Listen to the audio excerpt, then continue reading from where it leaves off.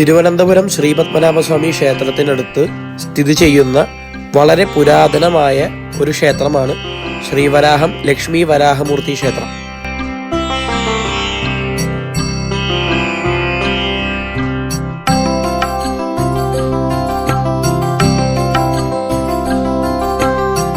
തിരുവനന്തപുരം ശ്രീവരാഹത്തിൽ സ്ഥിതി ചെയ്യുന്ന ഈ ക്ഷേത്രം ഏകദേശം 5000 വർഷത്തോളം പഴക്കമുണ്ടെന്നാണ് പറയപ്പെടുന്നത്.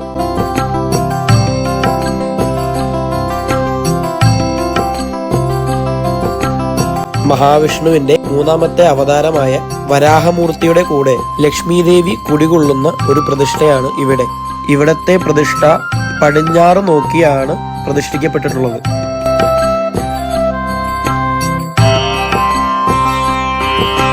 ഇതുകൂടാതെ കേരളത്തിലെ ഏറ്റവും വലിയ ക്ഷേത്രക്കുളമുള്ള ഒരു ക്ഷേത്രം എന്ന രീതിയിലും പ്രസിദ്ധമാണ്.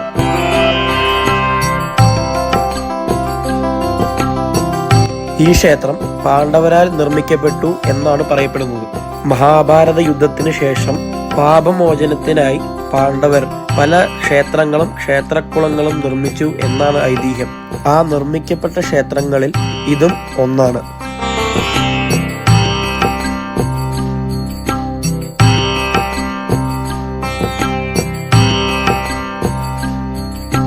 ഇവിടത്തെ വലിയ ക്ഷേത്രക്കുളം നിർമ്മിച്ചത് അർജുനനാണെന്നും പറയപ്പെടുന്നു. ഈ ക്ഷേത്രക്കുളം വരാഹ തീർത്ഥം എന്നാണ് അറിയപ്പെടുന്നത്.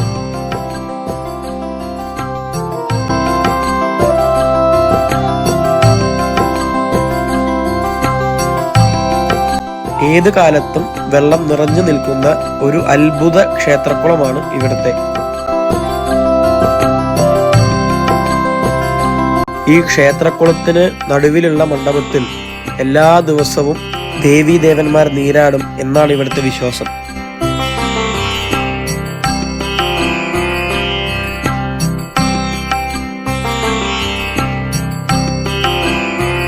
ഈ ക്ഷേത്രം സ്ഥിതി ചെയ്യുന്നത് നഗരത്തിന്റെ ഹൃദയത്തിലാണെങ്കിലും ക്ഷേത്രം വളരെ ശാന്തസുന്ദരമാണ്.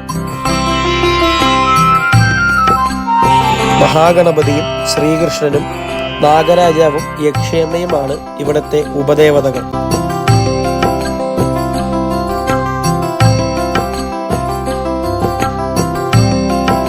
പ്രധാനമായും വാസ്തുദോഷങ്ങൾക്കും ഭൂമി പ്രശ്നങ്ങൾക്കും ദുരിതങ്ങൾക്കുമാണ് ഭക്തർ ഇവിടെ സ്ഥിരമായി എത്തുന്നത്.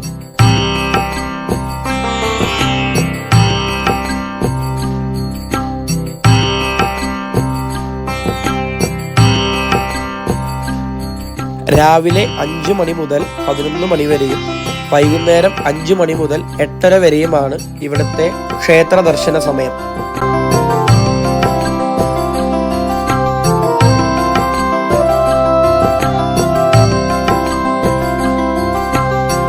തിരുവനന്തപുരത്തെത്തിയാൽ മറക്കാതെ ഈ ക്ഷേത്രവും കാണേണ്ടത് തന്നെയാണ്.